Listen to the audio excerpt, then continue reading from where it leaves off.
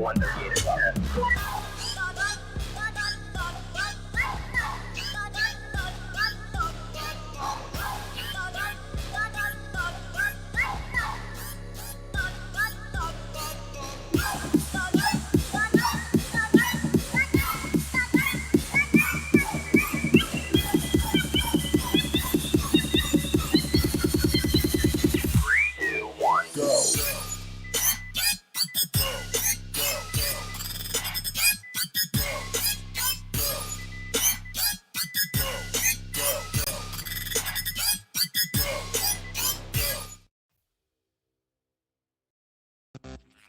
Broadcasting across Australia on Dare Media Group radio stations, this is the Sportcat Show, uncovering secret chapters, strange encounters, and the occasional technical mishap.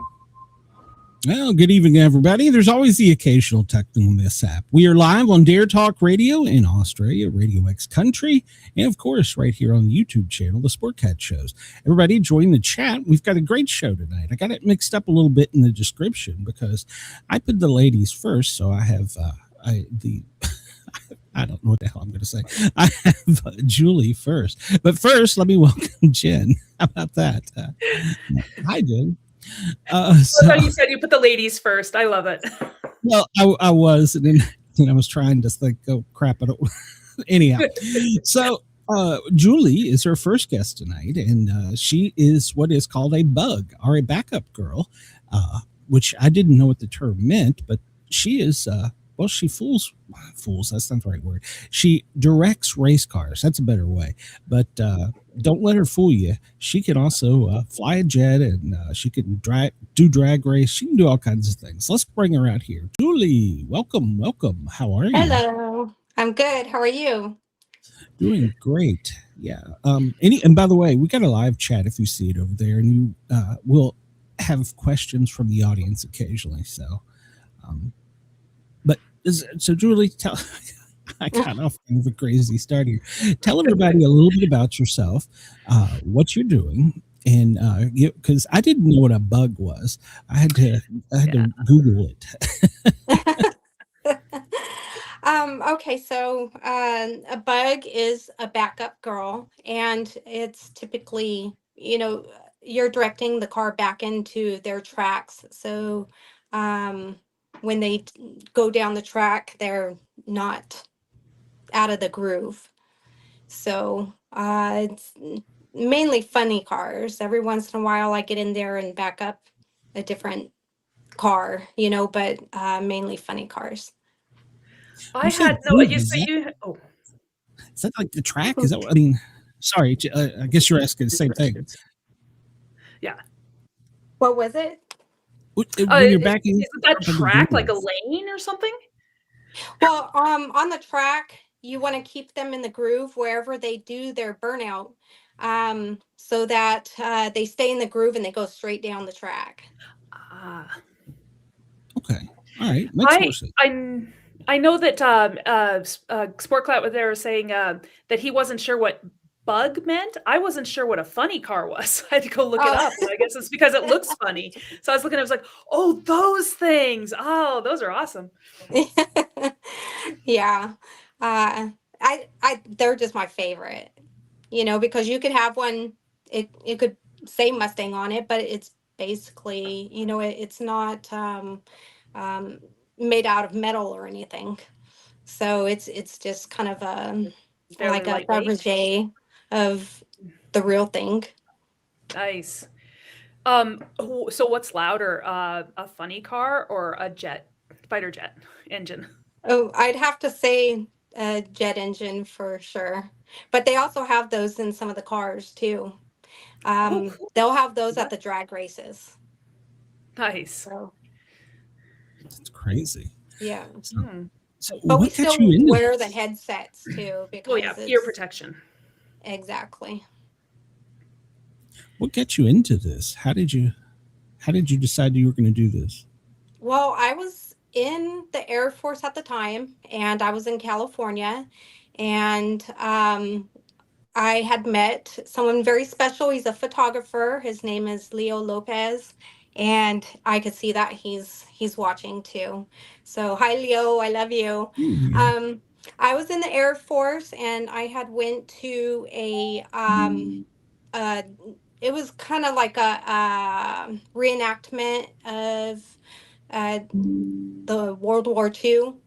And I got out of my Mustang, and he came over and said, "Hey, can I take some pictures of you by the planes and stuff?" And so I was like, "Yeah, sure," And then he introduced me to the drag cars. He said, "Do you want to be a bug for my friend?" And I was like, um, "What's a bug?"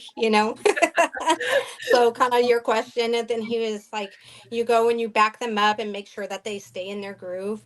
And so that was in 2015. And ever since then, I just fell in love with the sport.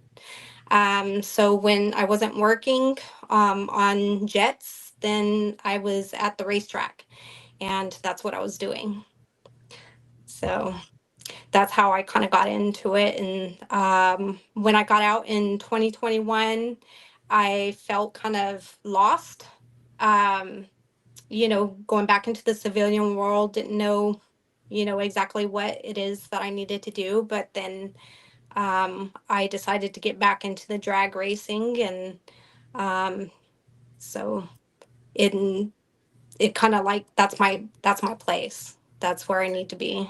It's home. So yes. Do you think it's kind of like that for other people who get into it, where it's just kind of like, pardon the pun, they get a bug in their head and they just keep coming back to it? I think so, but I think a lot of people will say it's in their DNA. So I grew up around racing. My dad raced, my uncle raced. They did the dirt tracks, sprint cars and stuff like that. But I grew up around that. And then when I got introduced to drag racing, I was like, there's nothing else better. So I never turned back. You found your passion. Yes. And because I love fast things. So it was, that's where I needed to be. I had no idea. I was going to ask, have you gotten behind the wheel of one and went down the track? No, I haven't. There's, I've sat in there, and I've, when they test them in the pits, I've sat there and kind of messed around with it and put it in gear and that type of thing, but never gone down the track. I kind of like being on the side watching instead of experiencing it, but you never know, someday I might. So it's like it's not necessarily on your bucket list yet. I just like they asked me, well, what about, the F-16, for example? Have you ever flown in one? I do not fly them. I was a jet engine mechanic and a fuel systems mechanic. So I worked on them on the ground. And so they had always asked, if I wanted to get into a incentive ride one, and it wasn't my thing. I don't know if it's because I'm not that crazy about, being in something that fast, or can't really explain it, but I do like working on them. So it's more of like the technical aspects of things, like how things work, maybe. Right. Yeah. Yes. Yeah. It kind of like roller coasters. I don't know. I always was kind of scared of roller coasters. So I hear you. I love watching them, and I love, the sound of, airplanes and fast cars, but I just haven't decided whether I want to experience it actually. So I'm petrified of heights. And I remember when I was a kid, and I was a teenager, and we went to Disneyland, and I didn't know it was a roller coaster. I don't know why I didn't know it was a roller coaster, because it's the Matterhorn, I think is what it's called. Oh, yes. And I'm riding, I'm sitting on this, and I'm like, oh, this isn't so bad. Oh no. And you can't get out of it. See, you can't. Yeah, no. So I'm screaming, and my brother is like, just enjoy it. I'm like, no. Yeah, I can't remember which one it was there in Disneyland. It's kind of like a pendulum. I can't remember I the know the one name. you're talking about. Yeah. I haven't been on that one either. I don't but think I know it what was you're talking about. Superman, but it was something similar. And everybody was laughing at me because my son, he insisted I ride with him, and I was at like the very top. Or if it was straight, it'd be on the very edge of it, right? So every time I would be screaming the whole time, and every time I'd come back around where everybody's standing at the bottom, they're laughing because that's all they could hear, you know? Maybe they thought you were having a good time. They didn't recognize it was a terror scream versus a really excited scream. Yeah. And then I told my son, never again, you know, because you might have to go buy me some new pants, you know, because so yeah, I think I'd rather stay on the ground and work on them and experience it on the ground. I think I don't know. I'm a little bit of an adrenaline junkie. I don't know if Glenn can attest to this. Anybody who works in like emergency or in healthcare, certain areas of healthcare and stuff, we're a little bit of adrenaline junkies. So I could do the fast driving. Okay. Can't do it in real life, so I may as well do it on a track. That sounds like something I'd be interested in. I might check it out. Right. Put it on my bucket list. I've had fast cars. And yeah, my driving record shows that. But that doesn't mean, you know, I've taken it on the track and that's where I needed to keep it. So, but it was not anything like the power that you see on the track. Mm-hmm. So, oh yeah, it's like pin you back in your seat. Probably a lot different than just, you know, putting my Prius in power mode. A Prius. Okay. That's right. I have to, because I got a lead foot, so at least I'm safe driving a Prius. Right. I don't think any cops will be looking for you. No, well, I don't know. It's like fire truck red, so. Oh. I heard statistically red cars get pulled over a lot more than other colors cars. I don't know why. Right. I've heard that too. I didn't know you were a Prius girl. Yeah, my husband's got a Prius Prime, so his is a plug-in. Oh. He converted me. Something about those Canadians. I didn't know that, huh? I guess. It was just a me and my husband thing. I traded in the Jeep after my daughter wrecked it. Well, I didn't really trade it in. I had to buy something else. And I couldn't find anything I want. And I went to the Subaru dealer looking at a truck, obviously not a Subaru truck. And I was like ready to leave. And the guy's like, well, wait a minute, we just got something in. And then he brought out the orange Subaru Crosstrek Sport. Ooh. And I was like, where do I sign? Where do I sign? So you like orange? Yeah. That's cool. Sport I really like, yeah. But it was the first family car. I mean, I bought a van for Beth when we had. Yes. Kids. That was. I felt really bad about it. But then after I got pulled over doing 110, I didn't feel so bad about it. So. You know, I've only ever been pulled over once, and it was because my driver's license expired the week before on my birthday. It's like, oh yeah, it's expired. Happy birthday. I've never been pulled over for speeding though. Knock on wood. Yeah. You're such a lawbreaker. I know, I'm such a rebel. In her Prius. Exactly. I just bought my Prius, so it was bad timing because you know how they give you that like temporary registration thing, and I hadn't gotten the new papers yet, and then my insurance, I had gotten a temporary one, but I got the new ones and I hadn't put it in my wallet, so I didn't have current insurance. I had the makeshift whatever registration paper or whatever, and my driver's license had expired.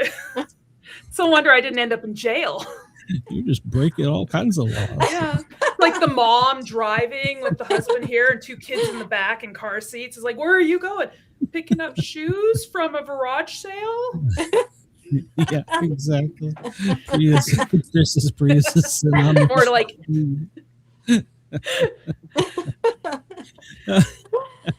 Oh, my God. What kind of... you obviously have a personal relationship with the driver, but how does that work? You got hand signals and stuff because you can't talk, obviously. Well, I mean, I guess if you had radios you could, but what is that relationship like? You're lining them up and are you talking to them or? No, but there is typically his crew chief is standing behind him directing you.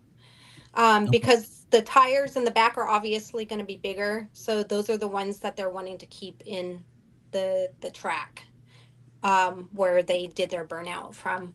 And so they're usually the one back there directing, and, you know, the driver's obviously looking at you. So you're directing them with your hands.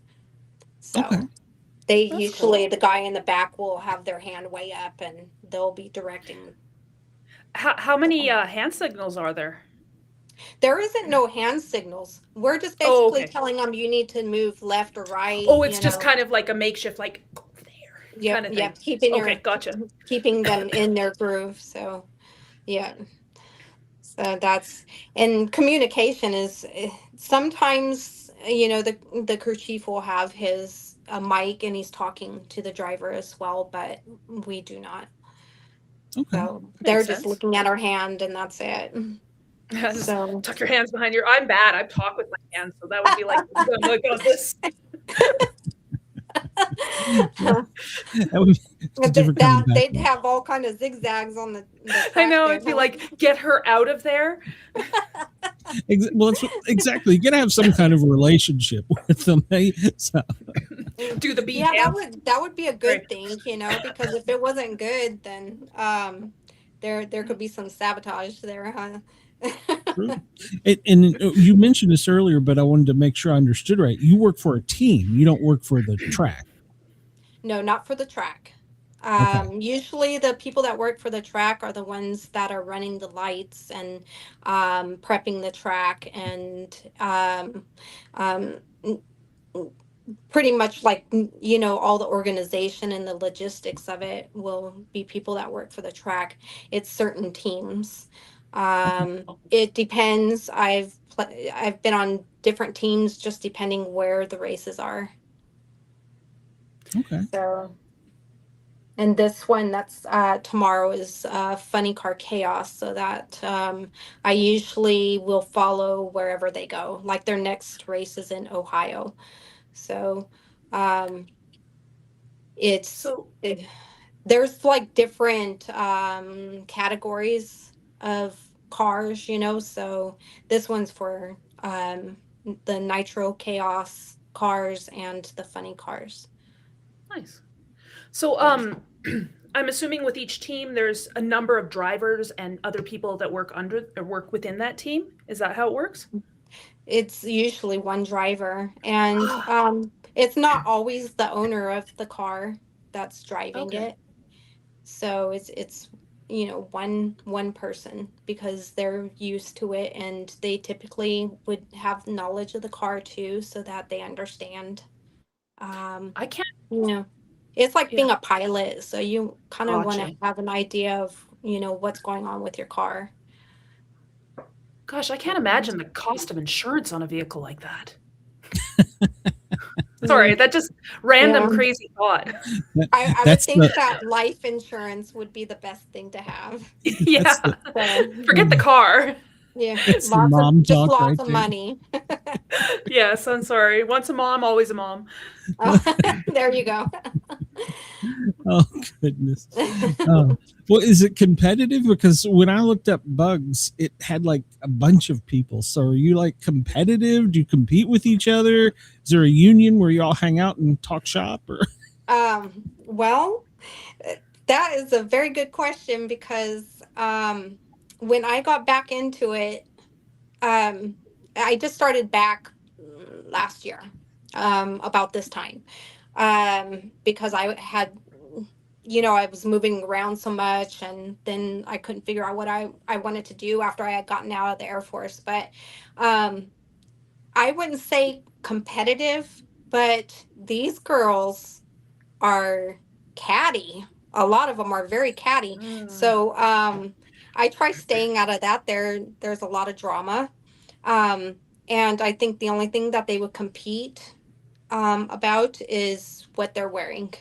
So that's because it's kind of a show. There's some people will show up for the races just to see the bugs. And so we typically have to play the part and, um, maybe wear an outfit that matches the car or whatever the case may be. But I'd say that's where we would get competitive, if anything, is, who could have the fanciest boots. I don't know. So we So how try sticking together, and it's the racers are obviously very competitive, but also a community as well. So we stick up for each other and help each other out. There's been the past race season, there was several accidents, tipped over trailers, cars burning in the trailers, that type of thing, and just losing my. everything. So just for different reasons, going down the highway, there was one that the trailer got blew over and it totally destroyed the car. And so the racing community came together and, helped them out to get back on the track. So I would say that, there's a lot of competition, of course, because more money, obviously, but when it comes to the bugs, I would say no, it's just a lot of drama. So Are there a lot of women that go into, like, obviously if they have bugs, then those are girls, right? no, not always. There are Okay. some. Is There it are some guys as well? guys. There's a Okay. couple guys, but you don't see too many of them, because most spectators like the girls being out there. But you'll see guys from time to time, or like, one of the part of the crew, you'll see them backing them up, just whoever they're more comfortable with.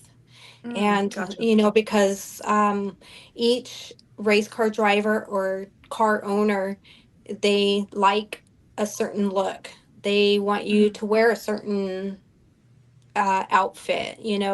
Some are more modest than others, and so there's racers out there that prefer to have their, a part of their crew chief or someone to back them up. So it all depends if, they're there for the show or not. So And they got sponsors too, like Coca-Cola and stuff like that too, as well.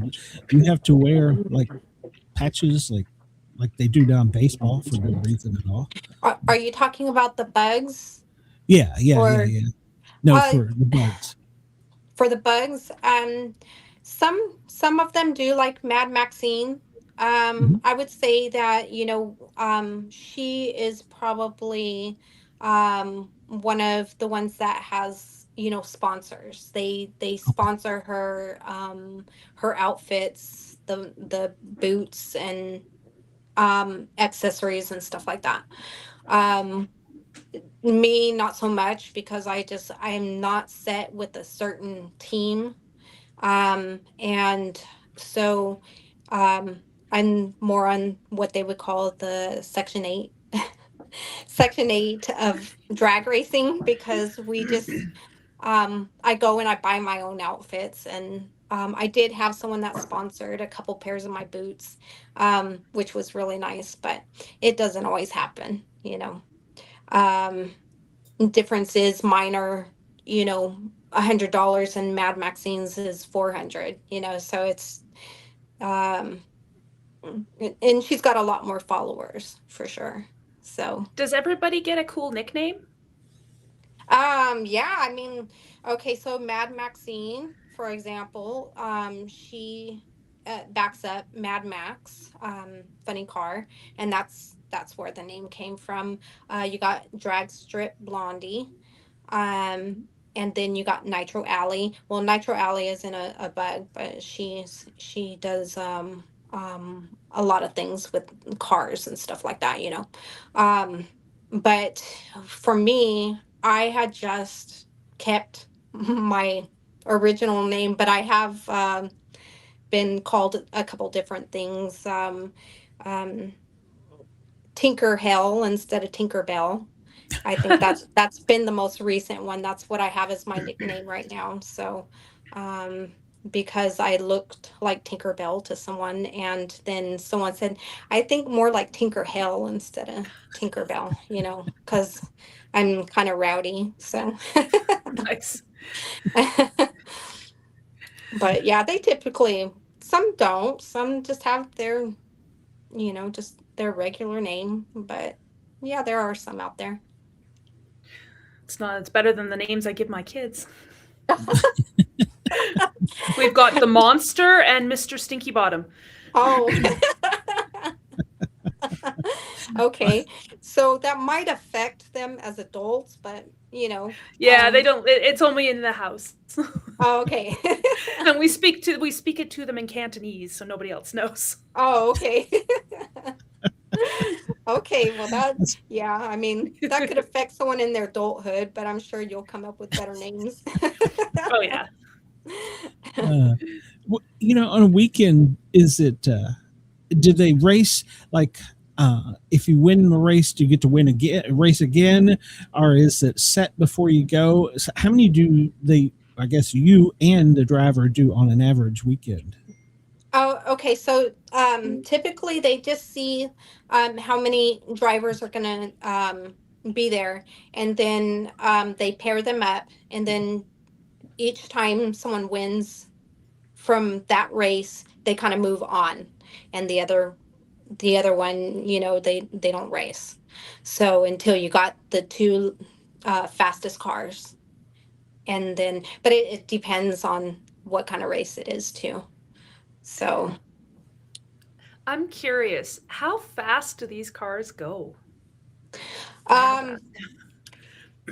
Well, you got it just depends on what you're talking about, but you got anywhere from 1500 to 2000 horsepower. It really depends on the car, because I think the most popular ones right now are obviously the nitro cars, and those are the ones that everybody loves to see at night, because we call them lighting the Roman candles. The flames in the back. The flames come up through the zoomies, yeah. And so it just really depends on the car. That's trying to think, but yeah, that is. I was going to say. I was like, mine looks like a fly compared to like a Jaguar. You've got like 2 horsepower. I can still go. I go from point A to point B. I get there. But yeah, like I can't imagine it. Do they have to go through training to learn how to drive these? You do have to get a license. Yeah, you Really? do have to you have to have a license. So you have to find somebody that's willing to pretty much give over their race car for you to get your license. So, but we've got, they start kids early. So we got like the junior dragsters, and for example, Eiley Stafford. I don't know if you know Eiley Stafford, but she started young. I think she was like 15 or 16. And now she's, working her way up. And I really love to see women in this, I would say, a career field, because I think they have better reaction times. And of course, I'm going to praise a woman because I love seeing them do things that men typically would be known for doing. So, is there a trend where there's more women going into this kind of? Yeah, most definitely. Yes. And so it's really cool to see, because you see some really young girls going into this, and the best thing to do is just to encourage them, and because it's tough. Like when I went into the Air Force, my career field, I was the only female in my shop for when I was in tech school. So it was definitely a man's world. And so, after tech school, me going into my first actual, going in and, and doing the same job all the men were doing, I had to prove myself. It was twice as hard as what a man has to do, you know. So seeing women going into racing, I'm going to be all for it, for sure. Yeah. When you were saying it was a man's world, did you ever go out like on an aircraft carrier or stuff like that, or were you always based on land? Well, I worked mainly from the shop, because what we would do is, because my first AFSC was jet engines. And so um, if there was something wrong with the jet, or there was some time change items that needed to be changed, we would take them out of the aircraft and bring them into the shop and work on them. When I was in fuel systems, we would bring the whole aircraft into the shop and open up fuel cells from there. So it was essentially all from the ground, that, you know, anything that I did. The only time I had gotten into a big aircraft was my last 3 years in the Air Force. I worked on the engines for the KC-135s. And had flown in a couple big aircraft, because that's a air refuel there at Tinker Air Force Base in Oklahoma City. So that was the only time that I was actually in really big aircraft.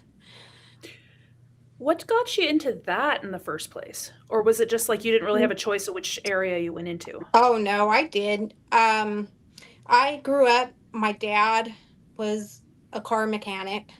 My brothers were car mechanics. And so I grew up around that and around racing, obviously. And so from a very young age, I was very interested in mechanical. And so I just remember I was very interested in aircraft. And so when I decided to go into the Air Force, I was banking on, you know, getting some kind of mechanical job with aircraft. So when I took my ASVAB test, I scored pretty darn high in mechanical. So it was an easy choice to go into the field that I went into. Was it a huge jump from, obviously they're different types of vehicles, but going from working on like jet fighters to like working on funny cars and other vehicles like that? Was it a huge jump or a huge leap? It is. It's totally different breeds. It's like going from a you know, a funny car to a Prius. So there's going to be a huge difference there. Just in like the whole aspect of opening up the hood, it's going to be totally different. So the only thing that I could say is comparable is, you know, they'll put the helicopter jet engines in the drag cars. And so that's the closest thing to home, I guess you could say, is if I worked with one of those, that would be amazing. It's gonna be fast. Be nostalgic. Yeah. Yes. You have to wear double ear protection for sure. I would think so. Yeah. And I still got hearing issues, so yeah. You spent a whole career around it, so well, right. You know, on the weekends you're doing this. Are you doing anything else during the week, or how does that work? No, not right now. I had moved here not too long ago.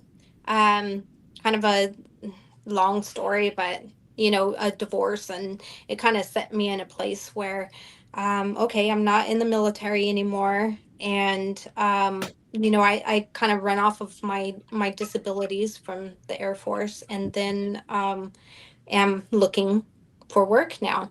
So I was looking into moving to Dallas area because they have a lot of aircraft companies and such, that I plan on getting back into it. So not into the military, but as a civilian. working on the contract, aircraft. I guess. Yeah. Yeah. Yes. And then on weekends, you can still do this. Yes, exactly. That's right. You wouldn't have a whole lot of free time. No, not really, but it's better to be busy than to be sitting twiddling your thumbs. Yes. Mhm. I just have this saying, I kind of adopted it from my grandfather, and I'm sure other people have similar sayings. Is like, the whole, if there's no rest for the wicked, I must be evil. Right? Yeah. You get yourself in trouble. You see, if, like kids, if you don't keep them off the streets and, keep them busy with things that could, is better for you in life, that's when they get into drugs and things like that. So, I mean, I'm not saying I would do that, but, I could probably get myself in a lot more trouble now because I'm not working, but I definitely like to keep busy. Yeah, the part of retirement that sucks the most. I'm a medically disabled firefighter. They put me out in the field. Is you have to find something to do, otherwise you're going to lose your mind. And Yeah. I always thought when I got done, I'm like, I'm putting my feet up on the couch. I'm like, No, But- that's not how it works. TV all day long. No. nope, that's not how it works. You lose your It mind. works You for do that about for a 2 couple weeks. Exactly. Yeah, Then you get exactly. bored out of your mind. Bored out of your mind and just going insane basically. And that's why I even in the wintertime I'm going nuts because there's no racing, and so the only way is to watch them on TV or just talk with people that work on them every day. Usually on the East Coast is, they race year round because of the weather. But, where I live, it's from March to October, I think. So just depending where you live. And you being from Tennessee, you're in Tennessee, Knoxville. So Yes. I used to live in Jackson. Okay. And so that's where I lived before I moved back to Oklahoma.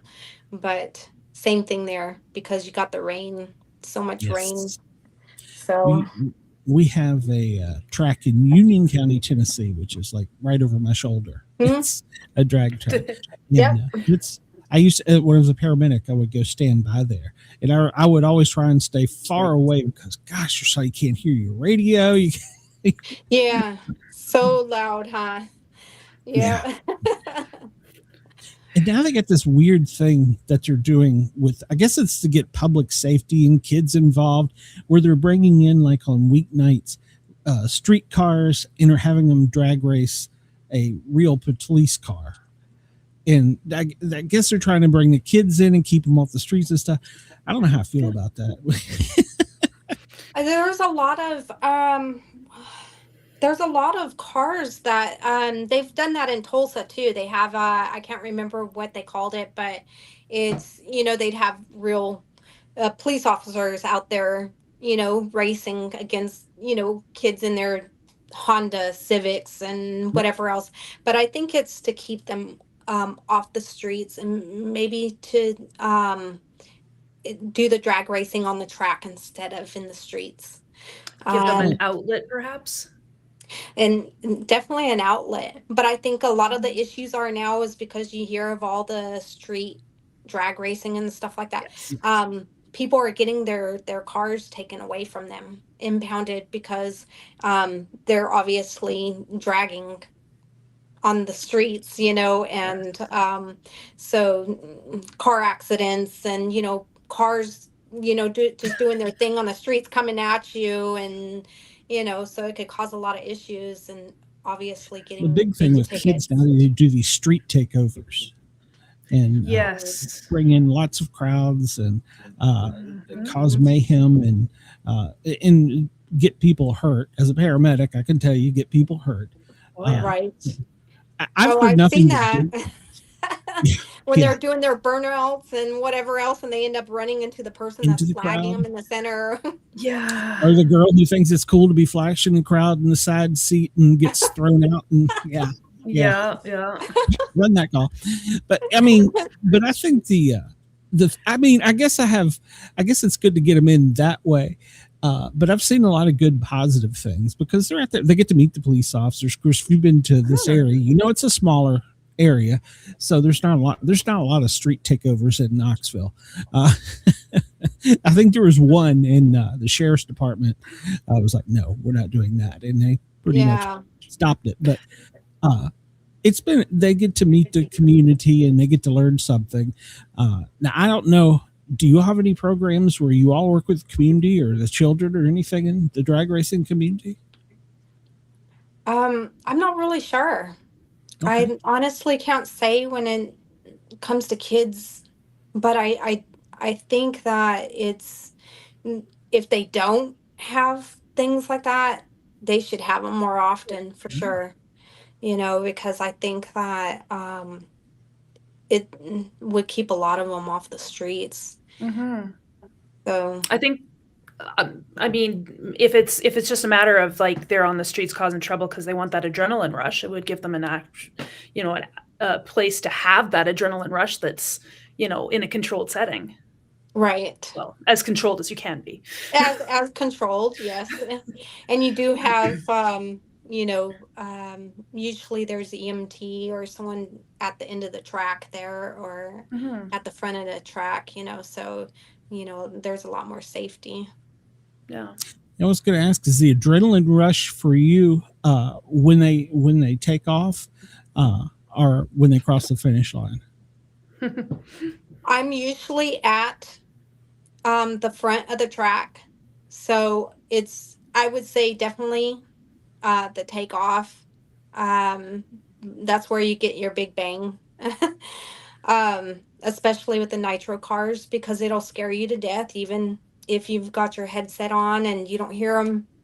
As soon as they get that green light, it rattles everything and it's super loud. It's like a jet going down the track. So it's definitely at the front of the track. That's where the action is.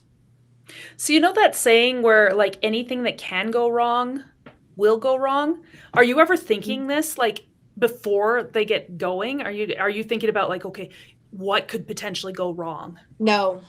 Okay. No, that's a definite bad mindset to be in. Bad mojo. Yeah. So it's better to think, okay, let's just make sure that they get down the track. Just like working on aircraft, let's just make sure that they get up in the air safely and get down safely. Yep. So that's the mindset you have to have. And recently brought home safely. So right. I still love that story of the dude. So the dude, for anybody that doesn't understand, the dude was the weapons officer in the craft that went down, and the Air Force and the Army and the Marines, and everybody had to go in and get him to rescue the dude. And he was a little beat up, but he was proudly waving his red, white, and blue boxers for the rescue team, and they left them for the Iranians. Just perfect. So I bet he felt pretty important, though. Everybody came out to try to get him. Well, I mean, I think I read somewhere they put a number on it, and they spent like $100 million or something. I mean, I don't know. It was some ungodly number, but can you put a dollar on a price? A person. Nope. So an officer too. So I mean, he was full bird. So yeah. Mm-hmm. It surprised me that there was a full bird colonel flying in that position, to be honest with you. You're going to see him. And I think seeing how there was, it was a 2-seater, I would think that maybe he was training somebody, or it was, I wouldn't say an incentive flight, because obviously that's in a location that, you're at war. It's not where you want to get your hours. But I think that over there, I mean, you're gonna put the best of the best, and when you're a pilot and you're in a fighter jet, that's that's your love right there. And so, just like you got all these fool birds out there that are on the ground, and they're wanting to be a part of the action too. And so I think it just really depends on the career field you're in. So. Oh, I get that. I couldn't stand. I wouldn't want an office job. So yeah, I get that. So Right. it's boring. It's boring. That's boring. yeah, and so and he's got the rank. He can pull it. He's like, that's my ride. I'm the dude. Right. So I'll play you. Yeah. yeah. So kudos to him. I mean, for everything he did. Not just the fact that he's made it to a fighter pilot, but that he, ejection, there was a chance of injury. When he landed, he apparently landed, they had to eject low and he had a concussion. And there was the possibility there of bad injuries. I think he ended up with a concussion and like a broken ankle. And most will. That is not a soft landing. And lots of times they pass out when they hit the ejection because the force. So when they land, sometimes they might not even be conscious. Wow. I can't imagine. Thought about that. That's crazy. You may not know the answer to this, but I thought about this. Do they have like a boot camp or some type of training simulator where they actually put them in an ejection seat and training and launch them? You can't ditch a jet. So if they went with their technical school that they go to, they're trained on all of that. Even the G's, they have they put them in like a simulator where it spins them around so fast. I couldn't do it. Obviously, I can't handle roller coasters, so I couldn't imagine being spinning. Reminds me of the Gravitron at the fair. Right, puking on everybody. Yeah, I was gonna say, I didn't puke on anybody in there, but I was, dirtying the dirt behind one of those food stands. Exactly. So it takes a special breed to be a fighter pilot for sure. My goodness. Yeah. One of the jobs I had, I was a flight medic, and we were on Lears, which they're basically a small, fast jet. I don't know what other way to put it, but the pilots, they would sometimes work other jobs where they'd do commuter hops or something, and they'd fly a big plane, and they would always come back and go, God, they're so slow. Yes. Yeah, I had a friend that was, he went to school to be a fighter pilot for the F-16s that we had at the time. And he went to school, and then I ended up going to school on the same base as him. And I ran into him and I was like, hey, how's it going? And he was like, he had this bummed out look, and he goes, I didn't pass the school for the fighter jets. They put me in a C-130, and I'm like, oh, that's like that's like going from a sports car to, I'm not even going to say it. A very important job, though. We need that. Yeah. It's not about the car, it's how you drive it, mister. Right. Yeah. And unfortunately, I mean, it was for him, it was like he was just so bummed out about it because he went through all, because you have to be an officer, obviously. Yeah. And so he had already been going to college and, he was in the Air Force full time. So for him to go through all of that and then go to the school, and they say, yeah, you're just not going to cut it as a fighter pilot. So it was very difficult. They call it the tops. I mean, you're the tops. I mean, that's and that we need that. So, well, Julie, in our emails, and we talked about this beforehand, we always have one question we like to ask before we let you go.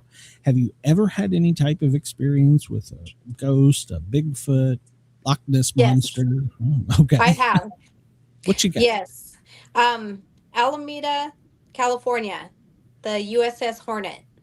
Have you ever seen it? I think it's Ghost Hunters. Yeah. They've done okay. It's on that on the USS Hornet. Well, I had went there with and it was like a cosplay GI Joe group, and I didn't know nothing because I had never been there before. I didn't think anything about it being haunted or that being the reason why people would go, because it's pretty much a museum on the water now. But I didn't think anything of it. So we were going in and I asked the cashier, I said, where's the restrooms at? And so she told me where they were, and we went down like some stairs, and so we come to this women's restroom, and so I went to go open the door, and there, it wasn't locked. So I was like, I kind of peeked in, and I seen just like hands and someone washing. The water was on. Someone was washing. They had like a watch on. And I was like, oh, sorry, And so I stood there with Leo Lopez and another friend of mine. And we stood there for like 10 minutes. And I'm like, what the heck? Right. I said, there's no other That's a long exit time to out of wash your this. hands. And Yeah. I was thinking, man, I mean, is she putting her makeup on or what's the deal, And I was like, there's no other exit. They have to come out this door, and we're like standing close to the door. And so I peered back in, and there was nobody. So that was my experience on the USS Hornet. Wow. And it didn't look like, pardon the pun, but ghost hands. It looked like regular human hands. Regular human hands. I don't know, like, I wouldn't say male or female. And they were wearing a watch. So I don't know, would they be wearing something like that, back when it was in commission? Would they wear watches? I don't know. Watches have been around for a long time, though. Yeah, so it maybe because because it was a landing, where they land aircraft, so maybe some of them would have to wear some kind of watch to kind of keep track. But I don't know, it was just the strangest thing. I had never like experienced something like that before, but that Did it creep you out? No, I mean, I was just like, I was looking at my friends like, I'm serious. This is what I seen, and they're just like, it's been like 10 minutes. I know you have to go to the restroom, so I checked again, and nobody's in there. So it was kind of just like, like, don't have to go now. And so finally I went, and I was like, God, I know that's what I seen, And then when we were walking around, someone that worked there asked, so what do you think? And I was like, well, I think I just experienced a ghost in the women's bathroom. But if you do look it up, it does talk about people having experiences in the women's bathroom. They could hear a man talking in there, and they open the door and there's nobody in there. But I didn't even know that it was haunted at all, because I was just going there with a group of people that just to do something fun, and so I wasn't expecting anything like that. But yeah, Quite a shock. yes, Yeah. 100%. So Yeah, I thought that was the coolest thing. I mean, it didn't scare me or anything. It was just like, you had to kind of wrap your brain around it for a moment, and Yeah. was I, not on any kind of drug or anything, so I don't know. So I thought that was cool. That is a neat story, and that's the first I've heard of one like that. So, Okay. yeah, I like it. Yeah. So now, tell me, I know you got to get if anybody wants to get in touch with you or has a question for you, do you have a way for them to do that? Yeah, I'm in Facebook. That's where you contacted me. Julie Bailey. That's typically how everybody gets in contact with me, is there. That's my social. I do have TikTok, but it's all under Julie Bailey. So All right. Well, it'll be in the show notes as well. Yeah, I remember when I messaged you, I thought she's going to think I'm just some pervert. There's so many different. Ask a couple questions, and then I was like, okay. And then when I seen, on YouTube that you actually had some shows on here, I was like, okay, it's legit. Yeah. I'm kind of invested in it. So. I felt the same way. No, stop. But now, I was nervous because I've never done anything like this before. So I was like, sweetie, you did great. No, you just, it's just like a conversation. And sometimes Jen and I'll be like, no, wait a minute, hold on. Yeah, you can see, like, we're so excited to ask her questions. We like got talk over each other. Yeah. Well, I mean, and we get everybody from authors, actors, athletes. I mean, we get everybody. And that's what I enjoy. Because this isn't the type of question ESPN's going to ask an athlete. Have you seen a ghost? Right. They love want to it. know. Oh, that's cool. Want to know about all your backstory and all that, but you're not going to ask that. So you already got some of that. So I mean, now it kind of breaks the ice, and I like that. I'm kind of like the National Enquirer of. There you go. I'm not Larry Flint or anything. Well, you made it very easy. So I didn't feel pressured. We didn't do anything. You did all the hard work. You did the lifting. So, wow. And I am glad you come on because when I messaged you, the first thought I had was like a pinup thing, that it was just I don't want to use the word for show thing, but it was more like for a glamour thing than an actual job. But after I looked it up and got to talking to you some more, I'm like, that's a hard-working job there. That's not just to show my butt, Right. Well, I mean, definitely not pinup. Yeah.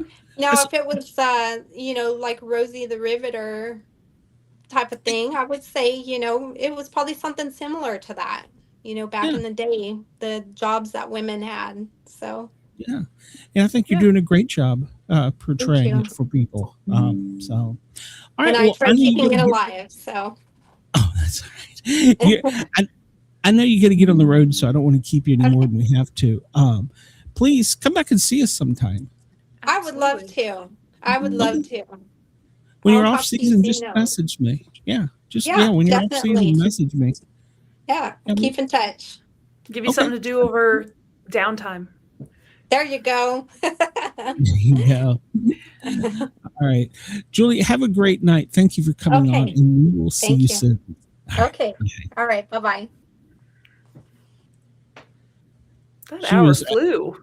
Yeah. Well, we always say this, they do. But, she makes it sound, like I said, more of a relatable thing. Whereas if you read about it on Wikipedia, you don't get that. It's different to experience it than it is to read about it. I mean, there's some careers and jobs out there that sound really, really cool until you're doing them. Yeah, exactly. But I think she's doing great. And I hope that through listening to this, oh man, I forgot to ask her if she knew if they do drag racing in Australia. I hope she brings more females to the sport. So, because I love sports, and anytime you can encourage people to get out and do something. So I think it's the best. So I don't think that it should be limited by gender. No, not at all. Okay, well, let me push a button here real quick, and then we'll bring out our second guest. Broadcasting across Australia on Dare Media Group radio stations, this is the Sportcat Show, uncovering secret chapters, strange encounters, and the occasional technical mishap. There you go. Welcome back to hour 2 of the Sportcat Show, formerly the Paranormal guys. We just had a great interview with Julie, a bug. So if you missed that, go back and listen to it. She's great. And as always, we have 2 guests. And our second guest, well, he's got an interesting story as well. His name is Hunter. And, he came from the corporate world into writing stories, and he was recruited. Well, maybe I'll let him tell it. So he probably tells it better than me. Hunter, welcome. Welcome to the show. Hey, guys. Thanks for having me. Hey, we're glad you're here. So I was telling everybody, you came through this from a different angle than a lot of writers do. Yeah, that's for sure. That's one way to put it. Yeah, well, so I don't want to tell your story. Tell us about it. Yeah, so my main series, of which there's 11 books out right now, is called the Preternatural Chronicles, and here's book 1. It's called I'm Glad You're Dead, available on Amazon and Audible, but it's actually starring and dedicated to my best friend John Cook, who passed away in 2014 in a bad car accident. Yeah, so we grew up together. He was my best friend to the point where we basically became brothers. And he'd always liked my little short stories that I wrote about different things. And one day he was like, "Hey man, you should write a book about me." I'm like, "Okay, sure, man." Like, "What do you want to be?" He's like, "I want to be a vampire, but not one of those sparkly ones. You know what I mean? I want to be a badass." So I was like, "All right." He's like, "No, man, I'm serious. You need to do it." I'm like, "Okay, man, cool, promise." And then, in 2014, I got that phone call, the worst phone call of my life. And then it was a couple years after that, I was sitting in my nutrition store that I had at the time. It was one Saturday, and I just remembered that. And I popped open my laptop and just started writing. And it took me a year to write book 1. And I never thought anyone else would ever read it, except for my group of close friends who are also in the books. Everyone who knew John, they wanted to play their part in my little urban fantasy eulogy. So John's a vampire. Dustin Valenta is the bartender that controls the supernatural people. You have Depweg, the werewolf, and Nathaniel Locke, who is based off of Nathaniel Kirby. He just wanted to be a bad guy. That's all he told me. He's like, "I don't care. Just make me a bad guy. I want to give John a hard time." So there's a bunch of friends that are in there that knew the real John Cook. So that actually makes it a lot of fun in that aspect, and helps give the characters life, because they're loosely based off real people. I say loosely because some of my friends are really funny and insane, so they'd be unbelievable if I put them on paper. But yeah, to date, hundreds of thousands of people across the world have listened to or read about John Cook and are keeping his memory alive. So feels pretty good. So you memorialized your bestie. Yeah. Mm-hmm. I can't think of a better way. That's great. Now I ask, and Jen knows probably I'm gonna ask this, but when you start writing a story, do you have a start point, an end point, and what's going to happen in the middle? And as you're going, do the characters go, "Yeah, that's not what we're doing"? So yeah, I'm what's known as a pantser. Mm-hmm. So there's planners and pantsers, and I'm a pantser. Pantsers united. Yeah. So I know the beginning, middle, and end of each story, and then I just watch what the characters do, but I keep nudging them towards the end goal, because I knew what the end of the series of the 13 books was going to be when I started writing it. So I put in a lot of little Easter eggs and whatnot, leaning towards that.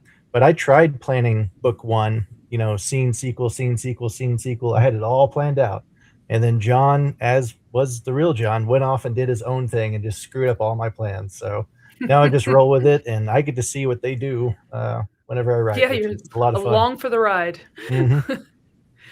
Yeah. Do you find that writing a character who's based on somebody who's important to your life, do you feel protective of that character? No, not really. Not in the sense I think that what you're getting at. It's more I want people to laugh, so I don't mind if someone says "Man, what an idiot! I would have done that." He gets angry, and he's human.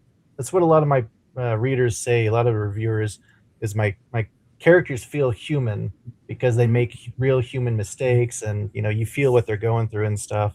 So no, I'm not really protective of them. It's just I put them out exactly how I want, and people seem to like it. So like I said, nice. Book 1 has about 4,000 reviews on Amazon at currently 4.3 stars. So people seem to like it. Yeah. When you were writing, you said there's Easter eggs and stuff. Did you find that you planted those, or did they just sort of develop naturally, or kind of both? I'd say both. Yeah, both. It's more once people read. So I book 11 came out on Halloween of last year, and I'm working on book 12 right now. It'll be out this year, but I have 13 books planned. After the people have read the 13th book, if they go back and reread it, they're going to be like, son of a bitch. He basically told me right there, or that's a big hint. I can't believe I didn't see it. And no one, not a single person has guessed what the ending is going to be, except for one person. I was doing a live like this, and the person just randomly put in a comment that was scrolling up like, wouldn't it be funny? And it just kept going, and I was like, I never mentioned it. Yeah. I've done so many of these that you're not going to even be able to find which one it is. So if someone goes back and tries to find them, and so far one person came pretty close, but no one's guessed at all what the ending is going to be. But even though I've kind of told you already, so it's going to be awesome. I can't wait. I love how you talked about like adding humor. Especially when it's really dark, you want that humor to break it up. Yeah, so just like John in the books, me and the real John were very much alike. We're doppelgangers, honestly. So I deal with hard issues with dark humor. You know, one of the darkest humor jokes I like to make is John actually, it was like 2 or 3 in the morning, and hit a tow truck driver that was carrying a car behind him, and just like somewhere out in West Texas. And I guess, he didn't see it, but they were both going really fast. So the joke I like to make, because it's dark, but it helps the healing, is I say that, well, John is the chicken champion of the world right now. So that's just an example of the dark humor I have. And same thing with the books too. Like the main character has a lot of humor like that, which is actually a coping mechanism that I myself like to use. It definitely, it's cathartic. Yes. I get that. Yeah, a paramedic firefighter. Trust me, we have. Lots of, yeah. Yeah, he's like, oh yeah, you're way past me. Yeah, I've heard. I've heard all the. Yeah, so it's hard to believe what people will actually do to another human being sometimes, or to themselves. Yeah. So you said you're. Oh, sorry. Go ahead. No. I was gonna go ahead. I was gonna say, so your vampires don't sparkle. So what is it that makes them different? Are they just like more humanistic, or? Oh, so that's a great question. When I started this, I knew immediately that I wanted my vampires to be different. Everyone's done the hiss, bite, all that stuff for since the beginning of, Dracula and whatnot. So I thought a lot of my books are, you can explain almost scientifically, which is a lot of fun for me because I'm a nerd in that aspect. So I was thinking, why do vampires need blood? And if they can't eat, so they need the energy to survive, then the energy builds up and they get stronger over time, the more blood that they drink. Well, can they do anything else with that? Why can't they control that blood? So I made my vampires be able to, like, he'll like will a slit in his wrist or his palm to open, and like blood will come out, and he'll make a blood dagger or a sword or a hammer or a shield.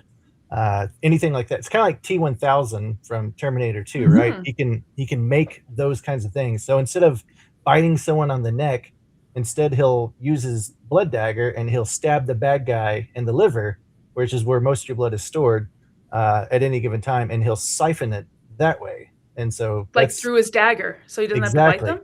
Exactly. Oh, So cool. I wanted it to be a completely different mechanism for that, and it makes it more fun that way. Then I also have rules for like the werewolves, and I expel a lot of the bad stuff with the vampires. So in urban fantasy, the rule of thumb is for every power you have, you need to have 2 downfalls to make it more realistic and you can't have them relatable too for the powerful, reader. right? Yeah, exactly. But I did remove a lot of stuff that didn't make sense to me, like not being able to see your own reflection. I actually mentioned in, I think, book 1 that the reason why that could have been the case is a long time ago, mirrors were made with silver, but nowadays they're made with aluminum because they're cheap. So it doesn't make sense that he doesn't have a reflection. Crosses he's fine with. Churches he can go into. Actually, he in book 0.5, which is you can go to my website, hunterblain.com, Hunter BLAIN.com, and sign up for my newsletter. And you can download book 0.5 for free. It's just a little 12,000 word novella, like really, really thin, but it leads right into book 1. But in that novella, it tells a story of how a 600-year-old vampire works with a Catholic priest. So they actually work together. So of course he goes into the church and he doesn't burst into flames. And so I like to keep it grounded in reality with that. Garlic doesn't affect them, things like that. So it's more realistic in that aspect rather than just mythological. But yeah, that's what the story really starts. Is what would it take for a 600-year-old vampire who realizes one day that the earth is going to end and that he knows that there's a heaven and a hell because he's killed demons and stuff. How does he bleach his blackened soul? So he decides to work with a Catholic priest, Father Thomas, and Father Thomas says, you know what, we won't tell anyone because I don't know if the church would approve, but I like the idea of using your powers, your abilities to help rid the world of the bad guys. So my hero is very much an anti-hero. So he does the good, but he's also not afraid to, hurt the bad guys really bad whenever he's doing the good thing. I like and it. You compared him to Deadpool. Yeah. Yes. Yeah. Well, actually, reviewers, I didn't even think about it. So of like the 4,000 reviews, I think 3,999 of them say like Deadpool is a vampire in some fashion. Someone said like Deadpool and the Punisher had a baby. So it's whenever I started seeing those reviews coming in and they were consistently Deadpool as a vampire, I was like, holy crap, I didn't even like realize that. I didn't aim towards that. It was just mine and John's humor, but that actually works out perfect. So like Ryan Reynolds could totally play John. That would be great.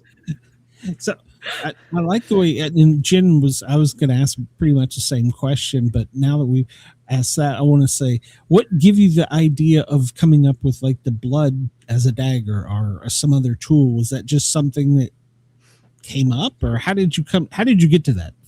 So I sat down and I said, if I was going to write this book starring my best friend, I wanted it to be different because I don't write for anyone else but me. I write what I like. So if I was going to like this book, I wanted it to be different. I didn't want it to be another vampire book. Everyone has a vampire book and they all follow the same rules. And, I'm sorry the story's been told. Me and John loved the Anne Rice books. Like we read, I think he read all of them. I stopped around Midnock the Devil because then it started getting like off the trails a little bit. But the Anne Rice books were amazing. You know what I mean? But she did a really good job of telling her version of it that was still, it was mostly based in reality. Like it felt real, but I took it to the next level of, I explain scientifically why they need blood. I give them restrictions. I take away the dumb restrictions that I always thought didn't make sense. Like in Anne Rice's vampires, they can't have sex. And I'm like, why? That's blood. Like that's blood. You know what I mean? So it doesn't make sense why that wouldn't work. So I get rid of that too. He's got a mistress, a fae mistress. That's his love interest in the books. And she's a handful, as you could probably imagine. A lot of fun. But I just knew I wanted my books to be different. And honestly, it's so funny that we're talking about this. I just watched Terminator 2 last night with my wife because I don't think she remembers anything about him because she kept asking me questions like, are you serious? You don't know the answer to that? So we watched Terminator 1 and the Terminator 2, and T-1000 is still like just one of the coolest bad guys ever. So I like the idea of John being able to use his blood in the same way. And he gets more and more creative as the series goes on with like making blood wings or armor and, things like that. So it's a lot of fun doing it. Can he make like regular stuff? Like, oh, I don't have a mug that's clean. Can I make a coffee mug? Yeah, he can do anything he wants with it. And cool. So remember we were talking about earlier, where every benefit, there's got to be at least one or two cons. So for him, if he makes like a giant sword and he attacks someone and they're stronger than him and they break his sword, he actually loses all that energy he poured into it. And it's like getting electrocuted with a taser. So that drops him and stuff. So he has to be careful not to add too little energy where it doesn't do anything, or it could break on its own because it's too weak. Or if he puts too much and he loses it, then he loses a lot of his own energy. So like, that's what I'm talking about with it. For every one pro, there's got to be at least 1 or 2 cons to make it more realistic and entertaining for the reader. Yeah, because you can't, like I said, you can't have it too perfect, or otherwise it would just be what's to stop them. Yeah. And the whole idea of working with the priest is great. That's another thing too, is I don't recall any other books where like the bad guy worked with, or like a vampire worked with the priest. It just, you know, and the motivation, like John realizes, because whenever he's made, his soul flies up towards heaven, but then he's stopped by like a guardian angel in like the middle of space, in between heaven and earth, and like the angel's like, you know, heaven's not for you, abomination. And then his soul like becomes corrupted and he flies back into his body, kind of thing. So he knows 100% that there is a heaven and a hell, and he also knows that the world is going to end one day, either a solar flare, which is extremely likely. You know, people are going to blow up each other over imaginary lines on a map, or whose god is the best, and blah blah blah. So he knows like something's going to happen eventually, and he would rather spend eternity with his family, which is the whole reason he became a vampire, is because his family was murdered in front of him. So he has a motivation to do good, and he's a good person anyway. It's just his teacher was not a good person at all, Ulrich, and taught him, you know, to be brutal, methodical, merciless. And so he's got a lot of years, a lot of centuries of sin to make up for. So that's why he agrees to work with his Catholic priest and wants to work with a Catholic. He really wants to do the good, to make his soul pure so he can go to heaven when and if he dies. And then it so happens that that John is actually the center of the apocalypse. So now he has even more motivation. But he finds out that when the last vampire walks the earth, the gates of hell will open. And heaven and hell are now like both looking at him like, wait a sec, like, we got to do something about this. And he's also like, wait, how many are left? Like, I thought it was just me, or like maybe one other. So there's not a lot of vampires in my books, that's for sure. So the apocalypse is looming, and he's at the center of it. Can he convert people to being a vampire? He's not the last one. So that is actually brought up in the books at one point, and it comes down to Father Thomas Filseat tells him, you know, you can do that, but then you're responsible for all the souls that your fledgling takes. For everyone that dies, it's going to be directly your responsibility for that. So are you willing to do that? And John's like, well, no, we've spent, you know, we've been together since 1990, trying to clear 600 years of sin, and I feel like we're doing a really good job. I don't want to go backwards. He's like, well, then there you go. So, you know, once again, like, there's always pros and cons, right? So I made sure that everything is nice and neat and things like that, because that question makes perfect sense. Well, why doesn't he? Because he doesn't want to damn his soul anymore, because you got to feed on human souls as a or human blood as a vampire. Yeah, that makes sense. And the fact that he's with a priest too, that's perfect. Yeah, I mean, I really like that. It's like, oh God. I'm probably the only one that remembers that movie with George Burns. Yeah, you'll Google it. Don't worry, just Google it later. Well, the only thing I'm thinking is End of Days, because he was Satan in that one, wasn't he? Oh no, that was Gabriel. Gabriel Burns was his name, I think. Okay. He played. I don't think so, but I don't. He did. I think he did like 5 or 6 Oh Gods back during the 80s. So you said the 90s. So did you start 600 years ago, or did you pick him up somewhere along the way? So book 1 leapfrogs between 1480 Ireland and modern day, like 2019. But then in Deliverance, which is 0.5, it starts in 1990 when John actually meets Father Thomas. So that's where that starts. But yeah, book 1, it bounces back and forth. It tells the story of John and his family and the Spanish Inquisition coming to actually take the land and murder his parents in really brutal ways. And, you know, then as it's John's turns next, and that's when Ulrich shows up and he's like, I can give you the power to avenge them, but you got to do what I say. And John, you know, is blinded by rage, and he just says, do it. So it's like, oh, I should have thought this through. 600 years later. Yeah. Ugh. Be careful what you do. Think twice before you act. You jump a lot. Like I've noticed, like you've got a few different genres that you kind of hop through and stuff. Is there any connection between all of them that you feel? So I'd say so. I have the Preternatural Chronicles, which is self-published. That's through me alone. And then I have the Kronos Paradox, which is a trilogy, a complete trilogy through Podium. And it's actually the same narrator too. Luke Daniels, the Hall of Fame narrator with Audible, does both of those series. So I was very lucky to get him for both of those. And in the Kronos Paradox, that's a time travel thriller. Like a man's family is killed, and he will stop at nothing to save them, no matter what or when. So it starts off with him at their funeral talking about how like he didn't know that that coffins came in kid sizes, baby sizes, really. So yeah, it starts out pretty brutal. Like a lot of my fans have reached out and said, "Dude, you made me cry like a lot. Why'd you do that?" Because like I don't even have kids, but people have reached out and told me like they felt the main character's Andrew Frost is his name, which is actually Andrew Frost was one of John Cook's really really good friends. Whenever John had moved to Abilene for a little bit, and they were best friends out there, and then John moved back, and then we reconnected, and he like introduced me to Andrew. So I actually called Andrew. I was like, "Hey man, you want to be in one of my books?" He's like, "Yeah man." So it's funny, yeah, that main character is also based off a real person. But yeah, so I mentioned like the Preternatural Chronicles in that book because in the Kronos Paradox, he's got something called a clepsydra, which is this metal device he wears on his sleeve that helps him go through time. And he's got this snarky little Cairn Terrier AI. So Cairn Terrier, like the little puppies, they're adorable, but you know, it's he's got like a British accent and gives the main character like a hard time and all that stuff. But they mentioned the Preternatural Chronicles, and his name is Tim. And then in the Preternatural Chronicles, John has a dog named Tim.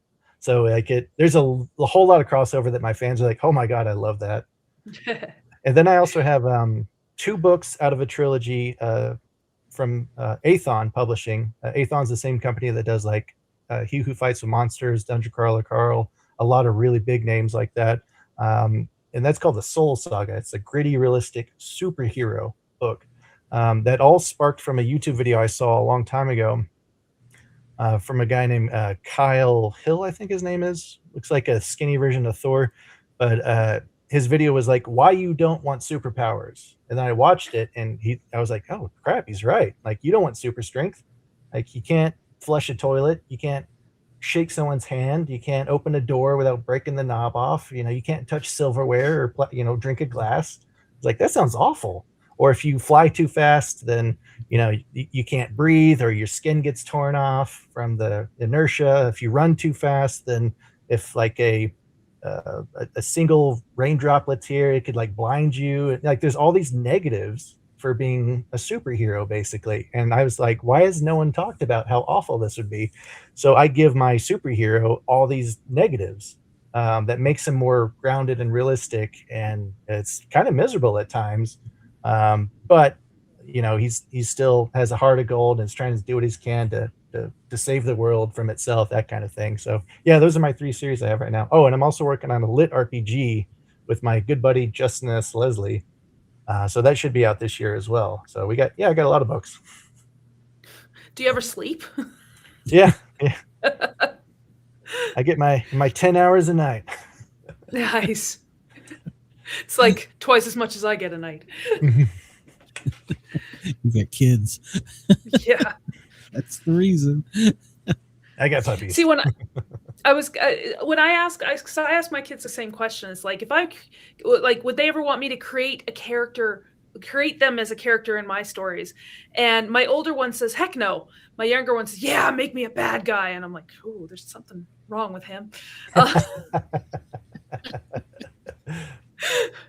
I guess it tells you a lot about a person what kind of character they want to be in a book. Yeah, that makes sense. Yeah. It's kind of like a self-reflection, psychological review. I mean, I guess if you're writing it yourself. So, what was your favorite time period when you were jumping back and forth? Was it modern time, or did you get into digging the history on some of this stuff? Oh yeah, I dug into history. I like the modern stuff more though. That's why I like urban fantasy. So I always explain to people the difference between fantasy and urban fantasy is urban fantasy is like realistic and modern. So I tell people it's like Harry Potter. When they're in the castle, there's no TVs, there's no phones. There's that's fantasy, right? And then when he goes to London, and then the buses are magical, the houses are magical, he does magic in front of normal people. That's urban fantasy. So I really like the idea of the world being normal as you think, but then there's the magic underneath. So that I really like urban fantasy in that aspect. Does your character John, does he tell other people he's a vampire, or does he spring it on him at the last minute when he's gonna? He doesn't they hide kind of figure it out. Okay. Yeah. Well, he's got vampire's eyes glow violet, or they have like the color of sunset, I call it. So you see their eyes, you're like, huh. But their fangs they control. They're not all the time. So he can pass for a human. It's just he also isn't afraid to tell people he's a vampire because either they don't believe him, or they're their friends, or they're bad guys that already knew, because everyone knows who John is because the word is spreading about the apocalypse and him being at the center of it. So a lot of people are kind of pissed at him. Yeah, he might have an enemy or two. I have to say, your name is a perfect author name. It's my real name too. Yeah, that's perfect. You were born to be an author. Exactly. I hadn't thought of it that way. Well, I keep joking that because romance is such a huge market, like people just eat that up. I keep joking with my wife that I'm going to write under a pen name of Blunter Hayne and just pump out a bunch of romance novels. That's funny. So I was gonna ask, is that a genre you're gonna want to get interested in later? I mean, I've thought strongly about it because, man, you want to make some money, write romance. It's true. I mean, so for my ads on Facebook, in urban fantasy specifically, if you have a click-through rate of over 6%, you're a rock star. Like you're knocking it out of the park. You're doing amazing. Don't even worry about it. If you're writing romance, if you're not getting 16 to 20% click-through rate, you're doing something wrong. Like you don't have enough flesh on that cover, not enough abs or flowing hair or pecs or whatever. Like you're missing something to get that, 16 to 20% click-through rate. So that's pretty good incentive. Actually, one of my buddies has already written most of a romance novel, but he's a good writer though. It's actually Justin Leslie. He's a good writer, and he can't help but turn it also into a good story. He told me the story from front to back. I was like, I don't know if I'd read it, but if it was a movie, I might watch it. That sounds pretty cool, dude. Like we just can't help it. Like, it's got to be badass. Something's got to be badass in there. Yeah, I'm not big for spicy romance. I mean, I always say that unless there's a lot of stuff going on and stuff, I mean, if it's a good story, good plot, good characters, I'll just fast forward through those chapters. Yeah, is your book? What's the spicy level of your books? Spice level mayonnaise. Okay, so, love it. It's like bell pepper. There is like a love interest. Lily is her name.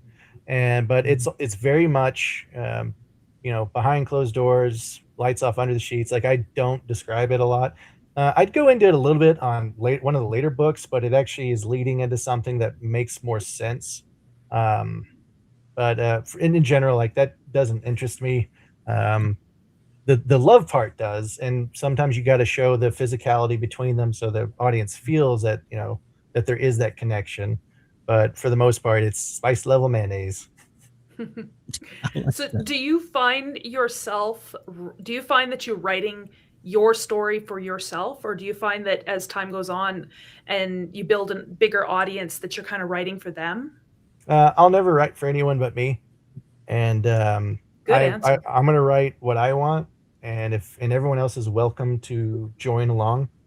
I'm having fun doing it. It's going to end the way I want it to end. A lot of people are going to be mad, but I think they're mostly going to be mad because I've kind of flaunted it in front of them. Game of Thrones mad? No, that was bad because if you want to have a good story, you have to have three things. You have to have the promise, progress, and payoff.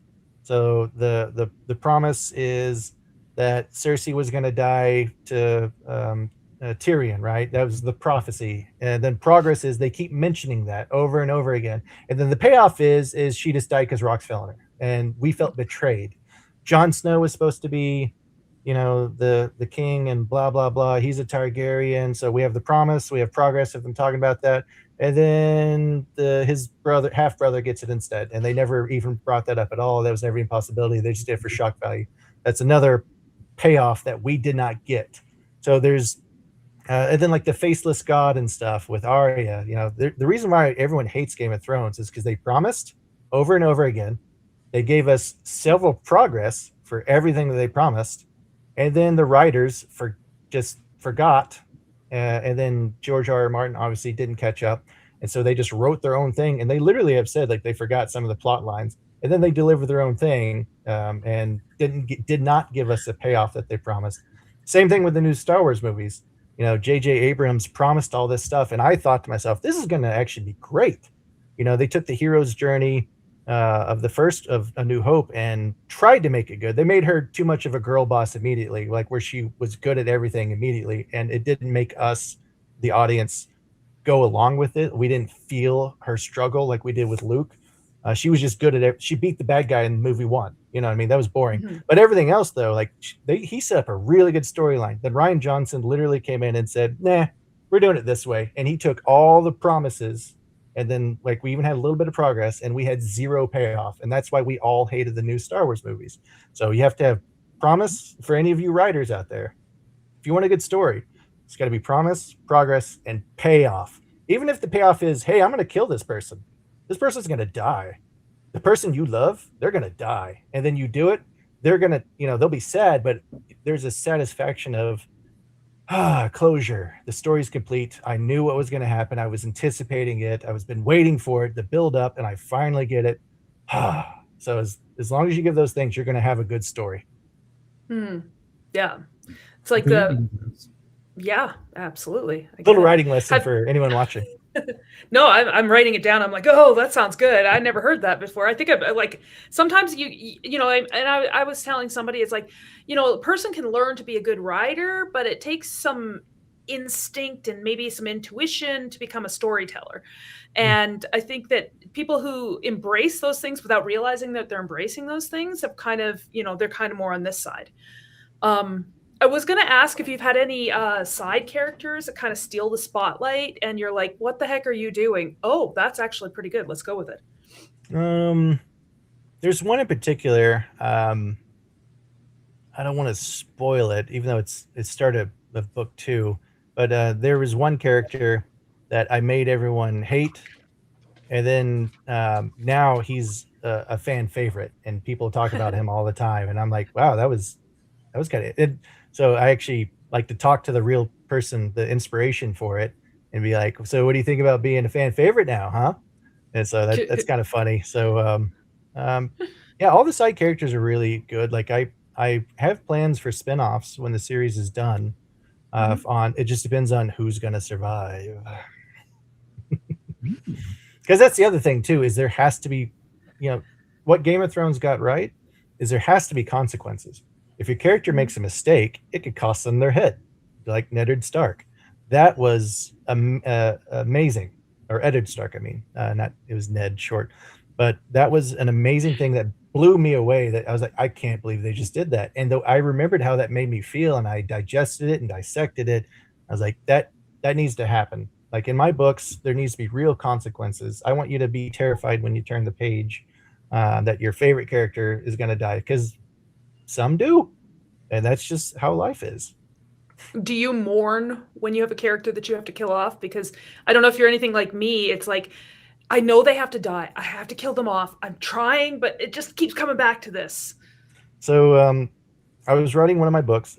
So at my nutrition store, I had cameras, and I actually went back and watched myself sitting at a table writing on my laptop because I didn't even plan it, but it had to happen. I later realized, and it actually really set up the whole series. It worked out perfectly, better than I could ever have imagined. But I had to kill someone off, and I was surprised I did it. So when I went back and watched the video, like I'm just sitting there typing, then all of a sudden I lean back and I just do this for like 3 minutes, just going like, what did I do? So for like, seriously, for like 3 minutes, I just sat there. Like people are walking by too, and I'm just like, oh God, what have I done? So that was a lot of fun. Nice. Yeah, that's a good idea. Watching yourself back. I like that. Yeah. Well, see, I'd be doing this. I'd be like, that's what I'd be doing. My characters never cooperate. I'd be jamming my fingers into the computer, the fists. There goes another keyboard. Yeah. Exactly. So how much? Oh, sorry. Go ahead. No, go ahead. Go ahead. Okay, I was going to say, how much of John is the real John or fictionalized? So John is an amalgamation of both of us, but that's not saying much because we really were doppelgangers. We had different aspects of us. Like I used to have a bad anger issue when I was a teenager in early 20s, that kind of thing. Later learned it was my thyroid, and we got that fixed. But and then he had like some depression issues. So there's John, the character, is very much the real John, but it is a lot of me. But that's not saying too much because like if it was a Venn diagram, it would be like this much. Crossover. You know what I mean? Yeah. So we were the same person for all intents and purposes. You talked about some of your side characters. Do all of them have special powers too? No, there's one who's just a his name is Doc Jim. He's just a veterinarian, but he's also the doctor for the supernatural community. His clinic's actually called Super Vet, so it's a little underground thing on that. So everyone knows to go to him for supernatural needs, even though he daylights as a just a regular vet. So he's no powers there, but I'd say most of them do in one form or another. So yeah, I have Lily is a mistress of the Fae Court. Then you have Depweg the werewolf, Valinta the you find out what he is later, but let's just say bartender. You have Locke the warlock. I even make fun of myself for that one on the naming. I think at one point John says Locke the warlock. Man, that's lazy writing. Something like I break the fourth wall at least once per book, and I also mess with Luke Daniels at least once per book. In the last book, I made him do slam poetry, which was hilarious. But so everyone's got powers. You have Colin, who's the head of the FBPI, but you find out more about him later on. He's got really cool technology, like he can teleport and stuff using his watch. Let's see. There's Daw, his little his 5-inch fairy. That's his helps guide him whenever he's like away from the church and stuff. It's like his roommate, but it also does everything for him. Helps fix his trench coat or his beanie, or does all his accounting to make sure that he's wealthy, even though they live in storage containers under a cemetery, like buried under a cemetery. But yeah. So pretty much everyone's got powers. Sounds like you've got a lot of like different like supernatural beings in there, and then the vampires fit in there as well. Mm-hmm, mm-hmm. Yeah. Did you need to write as you were going along like an encyclopedia of like, okay, John can do this character, or did it just all in your head? It was in my head for a while, but now I have a program called Scrivener, which I love Scrivener. Yep. So I have a Scrivener for each of my series, and then I just have I'm looking at it, just scrolling down. I have all these characters. I have all the books separated, and then I have the cork board in each of the books. Like, this is what needs to happen. Don't forget this. Don't forget this is where that particular item is. So yeah, Scrivener helps me keep everything in order. Because I've written over 1 million words at this point, and it's hard to remember, like, oh crap, what color did I say your hair was, or that kind of thing. So I go back and I'm like, oh yeah, it's right there. Yeah, I know my series is only 4 books in. I'm working on my 5th, and I find that at this point I can go back and like look through it, like, oh, what was that person's spelling of their name in book 1? But yeah, by the time if I was like you, if I was got like 12, 13 books in, it would be a lot more looking up. So luckily I remember about the book of any particular detail. Like, did Depweg talk to the Council of Elders? Well, if he did, it would probably be in this book. And then I would open up this book and I would do Control F, and then I would like search keywords that I would probably use. So I'm actually really good at finding where I put stuff, which is very helpful. Yes. Yeah, I think that a spreadsheet would be, by that time, unless you're making it all the way along, it's going to be a tremendous effort. But every book has its own feeling too, right? Oh yeah. It still is an overarching story, and a lot of the stories, the books, the whole series blends together, that's for sure. But I also have cutoffs. The little stories in between are satiated for the reader. So the goal for that book is achieved usually by the end, one way or the other. So you still you get the the payoff, as we were talking about, for the reader to feel like, okay, well, they did the thing that they set off to do. It feels good, even though the series isn't done, and they're still doing that overall arc as well. But yeah, each book has its own ending, while still being a part of the big series. But yeah, there's like book 8, for example, deals with time. That's a whole lot of fun. I came up with a different method of time travel on that. And then it's alternate realities, and it gets deeper later on, that's for sure. I think at one point John says, like, I thought this was urban fantasy, not like sci-fi fantasy. So so you're breaking the fourth wall there. Yeah. And then the other characters don't. So whenever he says something like that, like I'll say, like, and then I turned and winked at the camera, and then one of his friends would be like, why the hell did you just do that? Like, what are you doing? You just winked at nothing, dude. And John's like, oh, no, don't worry about it. Anyway, where were we? It really does sound like Deadpool, doesn't it? I like it. So what does a day in your world look like? How often do you do you have a mindset to get into this? Or is it just all 100% creative? Go. Nah, I wish. So my day consists of dealing with Facebook's algorithm, because that thing is it's feast or famine. For every $1 you put in, if you get $2 out, like you're doing really good.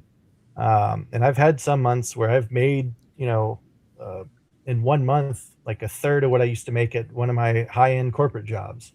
And that felt really good. And then I've had other times where Facebook messed up something, or they changed something. They changed their algorithm and they don't tell us. Yep. Or they get rid of keywords and they don't tell you either, but they're like, we'll still take your money.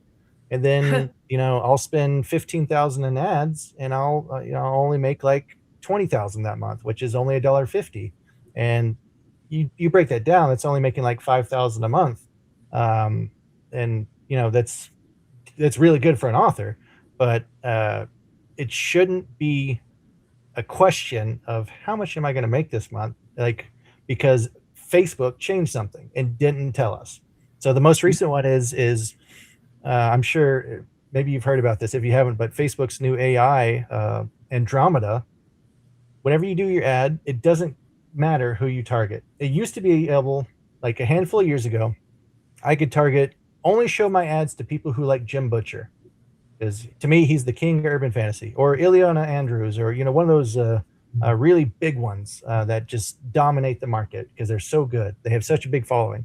And of course, your ads will kill because, hey, Dresden Files, that's urban fantasy. Preternatural Chronicles, that's urban fantasy. I like these things. Yeah. And then you would make a lot of money. But now it doesn't matter what you say. You can tell it to only show it to people like I'm running Audible ads because there's my omnibus books 0.5, 1, 2, 3, and 3.5. All those are in one book, the omnibus, 40 hours, and it's on sale for $6 in the United States for the month of April. So I try and tell Facebook, please, please, please only show this ad to people who like Audible, please. And it's like, how about we're going to look at your ad creative and we're going to show the ad to who we think will click it. You're like, I don't care if they're going to click it. I want people who are going to buy it. So it's just a constant struggle with Facebook, dude. It's my biggest headache by far. I've tried hiring people to take care of it for me, like 3 or 4 different people. One did pretty good. The other ones failed miserably. They just took my money. And, if they have too many clients, they just don't care like I care. I break it down. I try and figure out what's going on, what's not going right.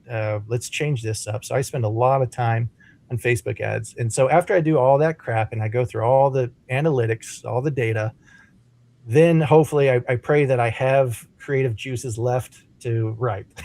And then I try to get 3,000 words done at a time if I'm writing that day. And because that's a good amount. The most I've ever written in a single day was 15,000, and that was at the end of book 7. I was just on a roll. I was like, this is I'm having so much fun. I didn't go to bed till like 5 a.m. that night, but I wrote 15,000 words. But if I can get 3,000 words done in a day, that's a successful day. And then if I don't feel it, I don't even bother. Like, I'm not going to force it, because all that does 100% of the time is just means when I go back to do the second draft, I have to do more work to fix what I got wrong. You know what I mean? Or there wasn't enough emotion. It didn't feel right. It didn't flow right. It makes future me have to do more work. So if I don't feel it, I don't write that day. And unfortunately, every time I deal with Facebook ads, if it's something depressing, I don't feel it that day. But here lately, things have been going good. So I've been, feeling like writing lately. Unless it's a depressing chapter that you have to write. I like those. I put on like Interstellar soundtrack or something, orchestral or something like that. And that helps me really pull out the emotion. I know whenever I'm struggling like with writer's block or an idea, I just can't visualize and stuff. And I'll put my headphones on and I'll play my music and I'll go for a walk and I'll come back 2 hours later, have no idea where I've been, but I've been watching a movie in my head and playing it out and stuff. And then I've like solved it and I'm like, oh, okay, I know what I need to do because I can see it. Mm-hmm. Mm-hmm. I like that. Is our YouTube on, or ours is YouTube. That's our nemesis. And it's just, some days you just wonder, is the juice worth the squeeze? It is so frustrating some days. And I decided recently to ask, since YouTube's owned by Google, and Google has Google Gemini, and you can now use, Notebook LM. You can put in all your shows and it can scan them real quick, and then it can tell you something about your show. Yeah, I did not like what it told me. I was like, damn, that's on 2 points. So basically it said, you've got a good show, good following, but your show's a train wreck. And I'm like, oh. Thanks. Isn't that what people want? It just made me feel really horrible. I'm like, what the hell? He said, that's right. But your show, it literally said it's like watching a train wreck. So I was like, okay. I don't get that impression. I think this is fine. Well, it was, I wanted something because here lately I've been feeling like some days I'm just talking to myself, and I wanted some kind of feedback. And so I thought, well, I'll ask AI, and then I don't know if it was too honest or if it's full of shit, but I got input. Well, that is the thing with AI, because I'll use ChatGPT to bounce ideas and stuff. It never have it do any of my writing. That's very important at all. But I'll ask it about like the time travel thing. Like I found out, or at least it confirmed, that no one had come up with the idea of method for time travel in both my series. I actually came up with 2 different ones, which is super nerdy of me, but I love it. But sometimes ChatGPT or AI in general is wrong, and so wrong, and it's so confident that you're like, wait a sec, what? Are you sure? And then it's like, oh, that's a good catch. Yeah, that was on me. Good catch there. No, this is what I meant. You're like, what, dude? It's like, are you? It's like this close to just gaslighting you. It's like I had this idea, and I asked. Oh. It was called psychosis, AI psychosis. Isn't that what they say it is? Oh yeah, I heard something about that.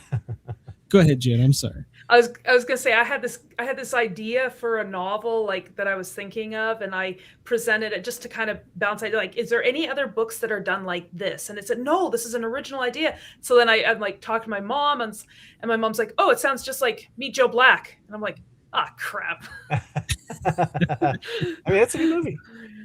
Yeah, it is. Give a different take.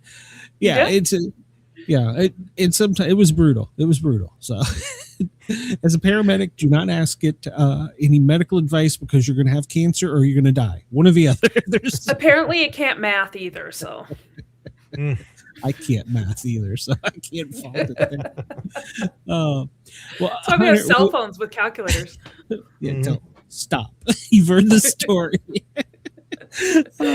Hunter, you one of the questions we always ask is, have you ever had any type of paranormal experience, met a Bigfoot or Dracula, or seen ghosts or anything? So I guess I have an interesting perspective on that one. I've never had anything like that happen, and the reason why is it's kind of a self-fulfilling prophecy. I don't believe in it, and because I don't believe in it, I don't think if it does exist, I think maybe I push it away. So there could be something like trying to reach out, but I'm not open or receptive to it. I'm very just logical and in that regards. So there's been a few things like religious things or whatever where you're like, whoa, that's too weird. That there's no way that has to be something, you know what I mean? Like I could have died if I made a wrong choice, but I felt like I needed to do it this way. So I've had things like that. Not really, I guess, religious, but some kind of spiritual, if you will. But in terms of like ghosts and goblins and stuff, no, I'll sleep at a haunted hotel. Like it won't bother me. I'm not afraid to walk down the alley in the darkness, and even if there's a chupacabra or something. So it's kind of there's always the back of my mind where, if there is, I can't help but wonder if I don't see them because I'm not open to it. So I actually thought about that answer because you sent me that question beforehand. You're like, this is the only question that I'm guaranteed going to ask you. So I was like thinking about it. I was like, nah, I think I push things away in that aspect, which is kind of like a protective thing. I'm not haunted by anything. You know what I mean? I don't have a demon following me or whatever. But yeah, it would be interesting if something like that did happen though, because there's confirmation of afterlife, blah blah blah, all that stuff. But to answer, no, nothing quite like ghosts and goblins, but spiritual, yeah. Not even like with just the big capital G guy by himself, but just like some kind of spiritual entity guiding me every now and then. Like I'm like, that's really weird. Like, for example, every bad thing that's ever happened to me, like getting fired from a job or something, is 100% has always led to something better. So the last job I lost I was a manager at Lowe's, and I made a joke to one of the other ASMs who then I guess someone heard or something. And then when my manager and HR heard about it, they thought it was so funny that they wanted to hear it in person. And so they were asking me, he's like, did you say that? I'm like, in my mind, I was like, just lie. Because they can't prove it. It was an anonymous report, but I was like, but I hated that job. I hated Lowe's. That's a terrible place to work. Terrible place to work. Like 11-hour days as an ASM, and just not appreciated. But I was number one though. Number one, even in the district and the division. So I was pretty happy about that.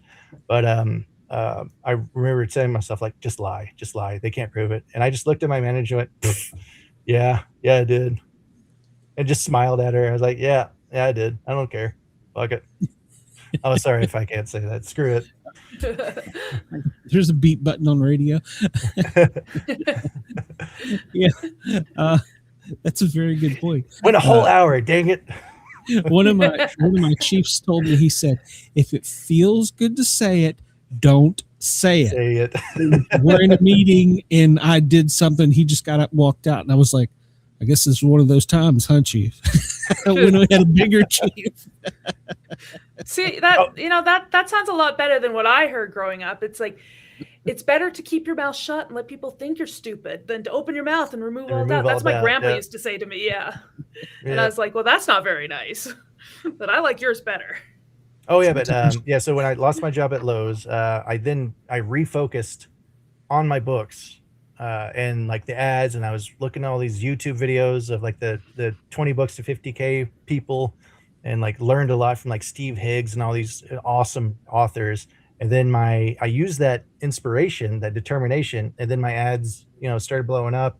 And like I said, I made in 1 month what I used to make in a third of what I used to make in a year as a manager of one of the busiest Lowe's in the entire company, like a flagship store too. Like they paid okay, they paid pretty good, but to make a third of that in 1 month and to work for myself and not have to deal with all that BS.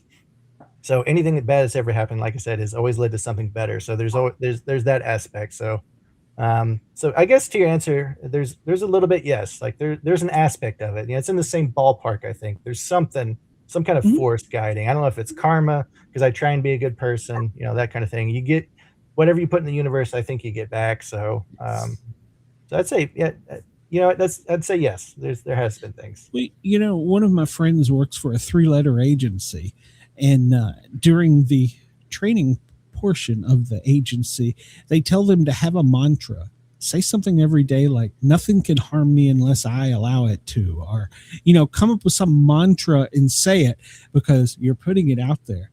And my friend was like, he's at the end of his career. He's like, I didn't believe that bullshit until I was in an alley where if this person recognized who I was, I'd be dead. I was like, huh.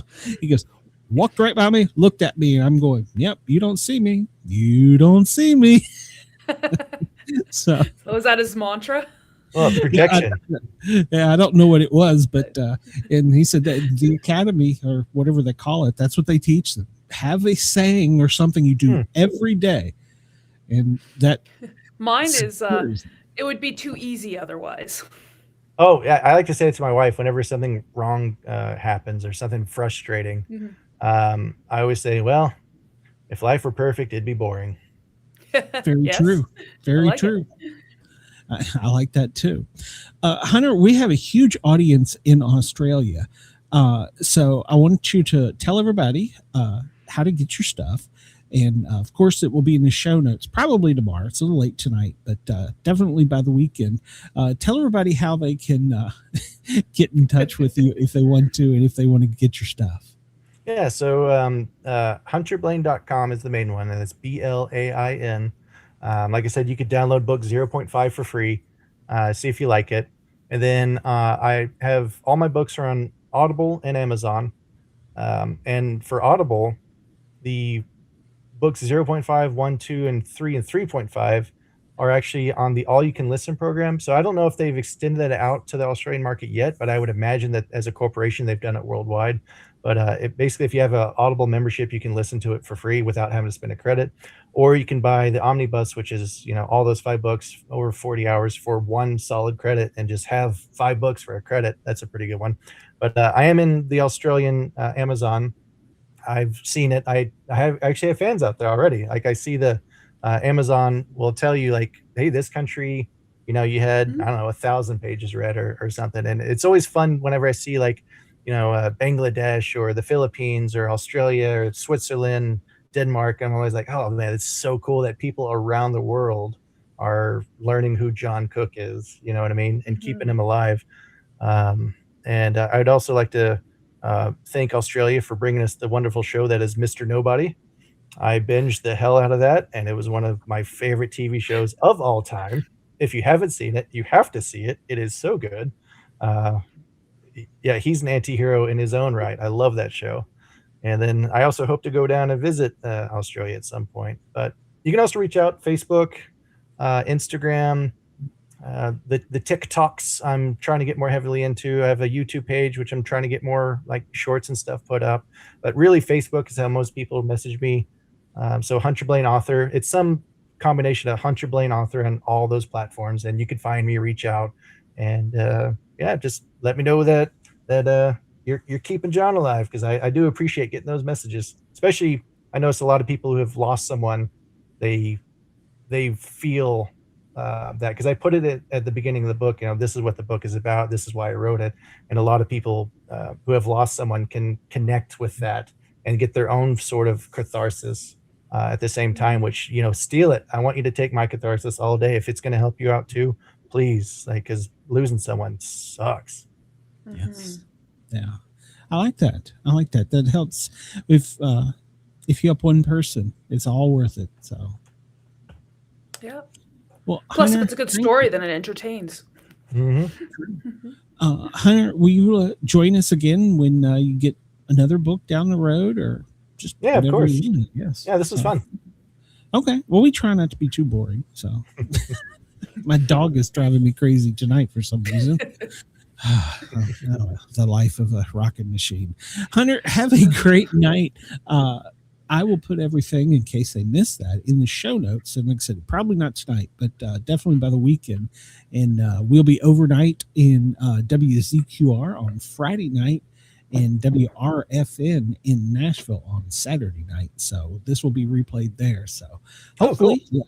let me know if you get any perks out of it. We'd love to hear it. I love feedback. So. All right. Well, thanks for having me, guys. And thanks everyone for listening. All right, Hunter. Have a great evening. You as well, guys. All right. Bye-bye. That was so cool. Yes. As he was talking about the Facebook algorithm, I'm sitting here thinking about what I fight through. And I'm like, I know. I was thinking the same thing. I'm like, he's doing a whole lot more research than I am. But I was like, that's exactly, and it's like, is the juice worth the squeeze? And that's what I keep saying to myself. So, Chris says, like Glenn's friend is John Cena. So, I didn't know you knew John Cena. Yeah, we go way back. So I don't like the brand. So, tell everybody while we're still online in the radio, where they can find your stuff, and if they need to get in touch. Well, not need to, want to get in touch with you. Yeah. Check out my website, jmshawauthor.com. I've got links to my books, descriptions. My first book was just relaunched. It's got a fancy new cover. My second one will be getting a new cover here soon. And on the bottom of my website, I have links to my Facebook and Instagram. Awesome. And that too will be in the show notes in case you were driving or had a pen, didn't have a pen or whatever. It'll be in the show notes. Next week, we will have 2 more authors. So we will have a good book review for you then too. I'm trying to remember what books it was, but I'm drawing a total blank. It's too late. I was going to say, mathing is hard. Thinking is harder. Yeah, there is that. I will be live tomorrow. Well, not live, but I will be back on the Thin Line Rock Station, www.thinlinerockstation.com, noon until 2. And of course, at 2 o'clock, Brenda and I will be spreading lies, telling tales, doing Sportcat's Daily Gazette, and hearing me bitch about things. So that's what Brenda says I do. Maybe I'm a train wreck. I don't know. So come join us then. And if you feel like it, drop us a note. Let us know you're listening. Please, on your way out the door, before you leave, hit the thumbs up button. Tell a friend, tell a phone, tell a fireman. Just do something. Let us know you're there. We do enjoy the feedback. So everybody have a great night. Jen and I, we're going to get out of here because we're already running over time in Australia. They're not yelling though, so thankfully. No, sorry. Must be enjoying it. No, they actually they told me one day. They said we give you like an extra 20 minutes. They know you. Exactly. They're like, you're gonna be late and you're not gonna be on time. So, yeah, good. So it's the same amount of time, just shift it over. Time smear. Yes, time smear.